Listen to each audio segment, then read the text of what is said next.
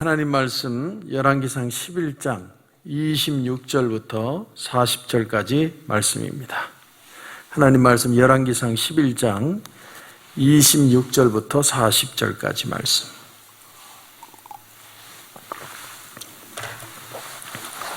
구약성이 533페이지가 되겠습니다. 열왕기상 11장 26절부터 우리 같이 읽겠습니다. 솔로몬의 신하 느밧의 아들 여로보암이 또한 손을 들어 왕을 대적하였으니 그는 에브라임 족속인 스레다 사람이요 그의 어머니의 이름은 스루아인이 과부더라. 그가 손을 들어 왕을 대적하는 까닭은 이러하니라. 솔로몬이 밀로를 건축하고 그의 아버지 다윗의 성읍이 무너진 것을 수축하였는데 이 사람 여로보암은 큰 용사라. 솔로몬이 청년의 부지런함을 보고 세워 요셉 족속의 일을 감독하게 하였더니 그 즈음에 여로보암이 예루살렘에서 나갈 때에 실로 사람 선지자 아히야가 길에서 그를 만나니 아히야가 새 의복을 입었고 그 두 사람만 들에 있었더라. 아히야가 자기가 입은 새 옷을 잡아 12조각으로 찢고 여로보암에게 이르되 너는 10조각을 가지라. 이스라엘의 하나님 여호와의 말씀이 내가 이 나라를 솔로몬의 손에서 찢어 빼앗아 10지파를 내게 주고 오직 내 종 다윗을 위하고 이스라엘 모든 지파 중에서 택한 성읍 예루살렘을 위하여 한 지파를 솔로몬에게 주리니 이는 그들이 나를 버리고 시돈 사람의 여신 아스다롯과 모압의 신 그모스와 암몬 자손의 신 밀곰을 경배하며 그의 아버지 다윗이 행함같이 아니하여 내 길로 행하지 아니하며 나 보기에 정직한 일과 내 법도와 내 율례를 행하지 아니함이니라. 그러나 내가 택한 내 종 다윗이 내 명령과 내 법도를 지켰으므로 내가 그를 위하여 솔로몬의 생전에는 온 나라를 그의 손에서 빼앗지 아니하고 주관하게 하려니와 내가 그의 아들의 손에서 나라를 빼앗아 그 10지파를 내게 줄 것이요 그의 아들에게는 내가 한 지파를 주어서 내가 거기에 내 이름을 두고자 하여 택한 성읍 예루살렘에서 내 종 다윗이 항상 내 앞에 등불을 가지고 있게 하리라. 내가 너를 취하리니 너는 내 마음에 원하는 대로 다스려 이스라엘 위에 왕이 되되 내가 만일 내가 명령한 모든 일에 순종하고 내 길로 행하며 내 눈에 합당한 일을 하며 내 종 다윗이 행함같이 내 율례와 명령을 지키면 내가 너와 함께 있어 내가 다윗을 위하여 세운 것 같이 너를 위하여 견고한 집을 세우고 이스라엘을 내게 주리라. 내가 이로 말미암아 다윗의 자손을 괴롭게 할 것이나 영원히 하지는 아니하리라 하셨느니라 한지라. 이러므로 솔로몬이 여로보암을 죽이려 하매 여로보암이 일어나 애굽으로 도망하여 애굽 왕 시삭에게 이르러 솔로몬이 죽기까지 애굽에 있으니라.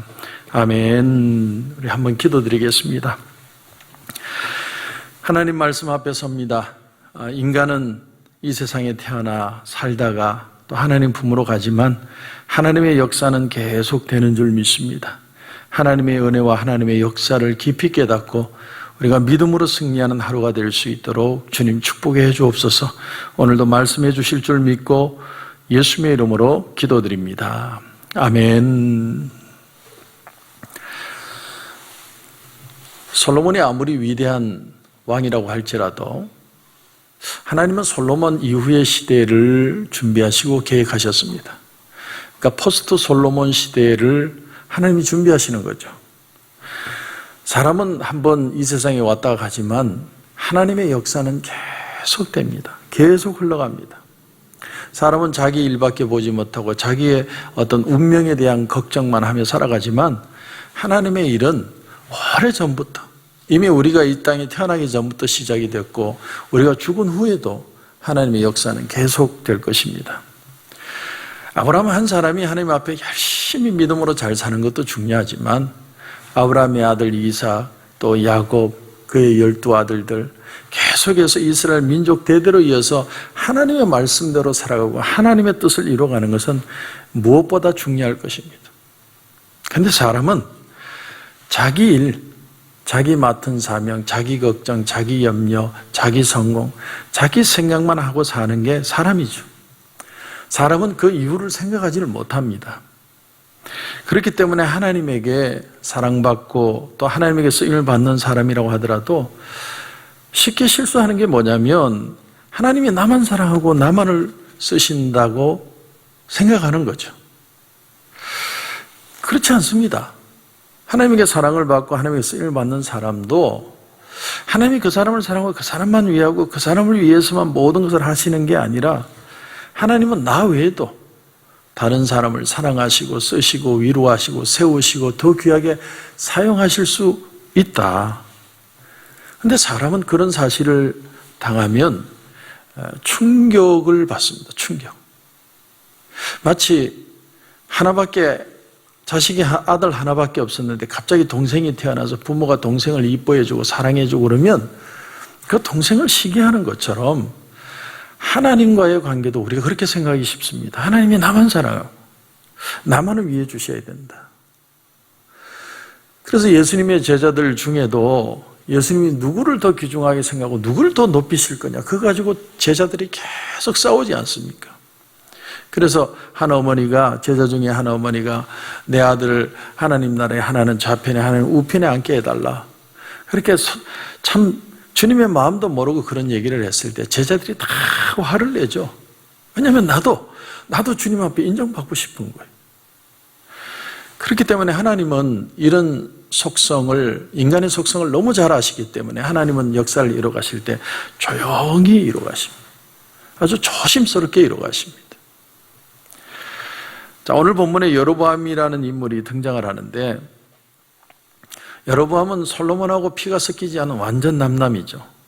여로보암은 그 성전을 건축하는 일에 쓰임받았던 그 일의 감독이었는데 그 성실함을 보고 뽑았는데 왜 하나님이 이 여로보암이라는 사람을 택했는지 우리는 알 수 없습니다. 그건 하나님의 뜻이죠. 하나님이 인간의 삶에 이루시는 하나님의 역사입니다. 우리가 거기에 대해서 왈가왈부할 수 없습니다. 그런데 그럼에도 불구하고 하나님은 많은 부분에 있어서 우리에게 하나님의 역사를 알리시고 이해를 시키시고 하나님이 어떤 때는 양보하는 것처럼 보이는 걸 보면 참 하나님의 은혜가 크시다라는 걸 우리가 깨닫게 됩니다. 아무튼 여로보암이 이제 이후에 솔로몬 이후에 이스라엘을 10지파 12분의 10을 여로보암에게 주겠다. 그렇게 하나님이 기름을 부으시는데 중요한 사실은 하나님이 이 일을 하시는데 아주 몰래 하신다는 거예요. 아주 조용히 이루신다는 겁니다. 여러분 오늘 29절에 보면 29절에 그 두 사람만 들에 있었더라. 그러니까 선지자하고 여로보암 두 사람만 있는 겁니다. 그 두 사람만 있을 때 하나님이 조용하게 비밀스럽게 그것을 알리십니다. 왜냐하면 솔로몬이 이 사실을 알게 되면 솔로몬이 얼마나 싫어할지를 알기 때문이죠. 근데 아니나 다를까 솔로몬이 그 사실을 알게 되니까 어떻게 합니까? 오늘 40절 보시면 이러므로 솔로몬이 여로보암을 죽이려 하매. 자, 아무리 솔로몬이 뛰어나고 지혜가 있고 뭐 엄청난 부를 가지고 하나님이 축복을 하셨어도 하나님이 다른 사람을 지명했다는 사실을 아니까 여로보암을 죽이려고 하는 겁니다. 이걸 보면 이 솔로몬이 사울과 별반 다를 게 없다라는 걸 발견합니다. 사울 왕도 하나님이 자기에게 기름을 부었다가 나중에 다윗에게 기름을 부으니까 다윗을 미워하고 시기하고 죽이려고 하지 않습니까? 마찬가지로 솔로몬도 똑같아요. 무슨 이 여로보암이라는 사람이 무슨 시위를 하고 뭐 구태타를 일으키고 그런 것도 아닌데 하나님이 단지 그에게 기름 부었다는 사실만 알게 되니까 솔로몬이 그 사람을 죽이려고 하는 거죠. 여러분 이게 인간의 심리입니다. 사람은 다 그렇습니다. 이 면에 있어서 뭐 솔로몬이든 사울이든 다 똑같다는 거예요. 별반 다를 게 아무것도 없다는 겁니다. 하지만 이런 건 다 인간이 염려하고 인간이 생각하는 것이고 그렇다고 해서 하나님이 당신의 일을 안 하실 수는 없죠. 하나님은 그 한 사람에 국한되시는 게 아니라 더 큰 일, 하나님의 역사를 이루어가시기 때문에 가급적이면 자식이 물려받고 자식이 아버지 대를 이어서 잘하면 좋겠는데 우리가 성경을 보면 모세에게는 두 아들이 나오죠. 근데 그 두 아들이 아버지의 그 리더십을 물려받지 않았습니다. 모세의 리더십을 누가 물려받습니까? 여호수아가 물려받죠. 그런가 하면 사무엘의 두 아들이 변변치 않았습니다. 그래서 사무엘이 두 아들을 믿고 백성들이 따라주기를 원했을지 모르지만 백성들은 우리에게 왕을 세워달라. 왜냐하면 그 두 아들이 변변치 않았기 때문에. 그러니까 사무엘이라는 하나님이 일찍부터 그를 불러주신 그런 사람도 자기 자식은 자기 마음대로 안 되는 거죠. 정말 내 뜻대로 잘 자라주면 좋겠는데 하나님의 역사는 계속 흘러가고 있다. 그런데 이제 본문에서 한 가지 주목할 것은 여로보암을 지명한 사람이 누굽니까? 누가 여로보암을 컨택하신 겁니까? 하나님이 하신 거죠, 하나님. 근데 놀라운 사실은 솔로몬이 여로보암을 죽이려고 했다는 사실에서 깨닫는 사실이 하나님에 대한 불만이 있는데 그 하나님에 대한 불만을 사람에게 풀려고 하고 있다는 걸 우리가 주목할 필요가 있습니다. 분명히 하나님이 여로보암을 선택한 겁니다. 하나님이 선택하시고 하나님이 초이스하시고 하나님이 역사를 이루어 가시는데 솔로몬이 따져도 하나님 앞에 따져야 되는데 하나님 앞에 따지는 게 아니라 여로보암을 오히려 죽이려 하고 있다. 그러니까 우리에게 뭘 보여주고 있느냐면 정말로 솔로몬이 누구를 원망하려면 하나님 앞에 원망하고 하나님 앞에 응답을 받아야 되는데 하나님은 너무 크시니까 하나님은 내가 함부로 할 수 없으니까 그 하나님에 대한 불만을 사람을 지목해서 풀려고 하고 있다. 하나님은 너무 크시니까. 그러니까 동기는 마찬가지입니다. 솔로몬이 여로보암을 미워하는 그 마음속에서 하나님에 대한 그 어떤 반항심이 포함되어 있다는 걸 볼 수 있습니다. 그러니까 여로보암에게서 미움의 그 마음을 표출하고 있는 거죠. 사실은 하나님 앞에 반항하고 싶고 하나님에게 따지고 싶은데 하나님은 너무 크시고 뭔가 내가 죄스러운 것 같으니까 사람에게다가 자기 마음을 푸는 겁니다. 사울왕도 똑같죠. 하나님 앞에 내가 기도를 하든 따지든 하나님 앞에 나와야 되는데 하나님은 너무 크시고 내가 뭔가 부족하다고 생각하니까 다윗을 죽이려고 하는 겁니다. 이건 두 사람에게만 국한된 게 아니라 우리 인간 모두가 마찬가지입니다. 인간이 살면서 투쟁을 하죠. 겉으로 보기에는 정의를 위한 투쟁이고 진리를 위한 투쟁이고 독립을 위한 투쟁이고 아주 거창한 내용들을 가지고 캐치프레이즈를 걸지만 그러나 그 안을 들여다보면 하나님이 하시는 일이 못마땅한 거예요.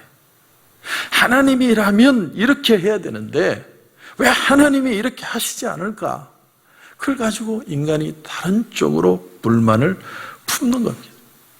그래서 사람에게 병이 되고 사람에게 아픔이 되고 사람에게 고통이 되는 걸 우리가 경험합니다. 여러분, 사람은 무슨 일을 하든지 아주 중요한 포인트입니다. 사람은 무슨 일을 하든지 하나님이 이 일을 안 하시기 때문에 나라도 해야 된다고 생각하면 안 된다는 거예요. 세상에 일에 대한 불만이 있습니다. 내가 하나님이라면 이 일은 이렇게 해결할 텐데 우리가 그런 마음을 가질 수 없다라는 거죠. 예를 들면 저 사람이 너무 아픈데 너무 열심히 잘했는데 왜 하나님 치유하시지 않지? 그러면 나라도 치유해야 되겠다. 하나님 왜 이 장애인을 그냥 두셨을까? 이 장애인을 하나님이 치유해 주시지 왜 치유 안 해주실까? 그러면 나라도 치유해야 되겠다. 하나님은 이 민족을 왜 가난하게 두시지? 나는 이걸 두고 볼 수 없어. 나는 이 나라를 부강하게 만들 거야. 또 하나님이 어떤 인간을 불공평하게 만들면 나는 세상을 공평하게 만들고야 말리라. 그렇게 생각하면 안 된다는 거예요. 그건 하나님에 대한 깊은 불신이고 하나님에 대한 오해이고 하나님에 대한 왜곡이라는 거죠. 그런 사람은 병자를 고치든 장애를 고치든 가난의 문제를 해결하든 어떤 평등한 일을 하든 그건 하나님하고 투쟁하는 거예요. 하나님하고. 여러분, 예수님이 소경의 눈을 뜨게 하실 때 하나님이 소경을 만드셨기 때문에 내가 이 소경의 눈을 뜨게 하리라. 주님이 그렇게 말씀하셨습니까? 주님은 절대로 그렇게 말하지 않습니다. 마귀가 우리를 유혹하는 부분이 바로 그겁니다. 하나님이 너 사랑하지 않아서, 하나님이 너를 싫어해서, 그래서 하나님이 이렇게 하는 거야. 자꾸 우리 마음속에 그런 생각이 들도록 마귀가 자꾸 유혹을 하는 겁니다. 근데 예수님의 가치관은 어떤 겁니까? 제자들이 질문합니다. 이 소경이 눈이 멀었는데 저렇게 눈이 멀어서 어쩔 수 없이 홈리스 생활을 하는데 이게 자기 부모 죄입니까? 아니면 그 사람 잘못입니까?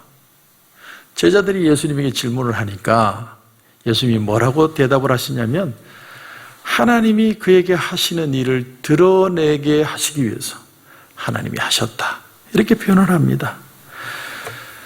자, 여기서 아주 중요한 걸 우리가 발견합니다.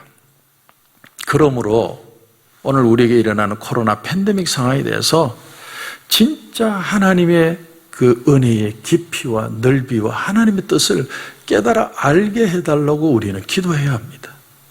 하나님 왜 이렇게 만드십니까? 이게 도대체 뭡니까? 하나님은 성도들이 다 어디 갔습니까? 이렇게 따지듯이 묻는 게 아니라 하나님, 이 일어난 일들에 대해서 하나님의 뜻이 무엇입니까? 우리가 하나님 앞에 무릎 꿇어야 할 게 뭡니까? 하나님 알려주옵소서. 그것이 사실은 우리가 가져야 될 우리의 마음이라는 겁니다. 그래서 오늘 본문에 돌아와서 솔로몬이 하나님이 여로보암을 선택했다는 그 사실을 알고 솔로몬이 회개를 했다면 얼마나 참 하나님이 귀하게 다시 회복하셨을까. 내가 잘못했구나. 내가 이방 여인을 통해 우상을 섬기고 있었구나. 하나님 죄송합니다. 내가 하나님 앞에 바로 살지 못했습니다. 그렇게 기도했다면 하나님은 이 솔로몬을 더 위대하게 사용하실 수 있었을 겁니다. 우리가 이 열왕기상 앞장에 보면 솔로몬에 대한 얘기가 도대체 몇 장이나 나옵니까? 한 10장은 나와요. 그러면 그 10장 내용 중에 솔로몬의 부귀영화, 솔로몬의 지혜, 또 솔로몬의 기도 모든 게 나오는데, 근데 왜 솔로몬은 끝까지 잘하지 못하고 마지막에 변질되고 마느냐 하는 겁니다. 그러므로 여러분, 오늘 우리가 이 말씀을 통해 깨달아야 될 기준은 하나님 앞에서 나를 보고 하나님 앞에서 나를 생각하는 자세가 너무나 귀하다라는 거예요. 인간은 어차피 한 번 살고 한 번 지나갑니다. 하나님 품으로 가는 겁니다. 근데 하나님의 역사는 영원 무궁하신 거예요. 하나님이 이 세상을 만드시고 하나님이 이 세상을 하나님이 운행해 가시는 겁니다.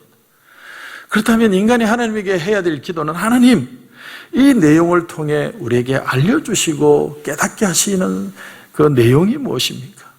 하나님이 드러내시고자 하는 하나님의 뜻이 무엇인지를 우리에게 좀 알려주십시오. 내가 혹시 하나님의 바로 서지 못했다면 하나님 나로 깨닫게 하시고 하나님 앞에 다시 서게 하여 주옵소서. 어떤 일이 일어나든 그 일어나는 일만 보지 마시고 오늘이 지나다 내일이 지나 한 달 후에 내년에 더 큰 뜻, 더 큰 하나님의 역사를 우리가 바라보고 하나님이 어떻게 이루어 가실까? 하나님이 만지시는 사건이 뭘까? 우리가 그런 마음을 가지고 겸손히 하나님 앞에 설 수 있다면 하나님은 정말 우리를 다시 회복해 주실 것입니다. 그런 은혜가 저와 여러분 가운데 넘치시길 주님의 이름으로 축원합니다. 기도드리겠습니다. 하나님, 오늘 새벽에는 참 우리가 중요한 문제를 다뤘습니다. 인간은 한 번 살고 이 세상을 떠나지만 하나님의 역사는 계속되고 있다고 하는 것, 하나님 그 앞에 겸손하게 하시고 우리가 어떤 상황 속에서, 특별히 코로나 팬데믹 상황 속에서 하나님의 기쁜 뜻을 깨달아 알아서 감사하고 기뻐하며 성숙해가는 귀한 시간이 되게 하여 주시옵소서. 오늘도 주님 기도하는 가운데 큰 은혜 주실 줄 믿고 예수님의 이름으로 기도드립니다. 아멘.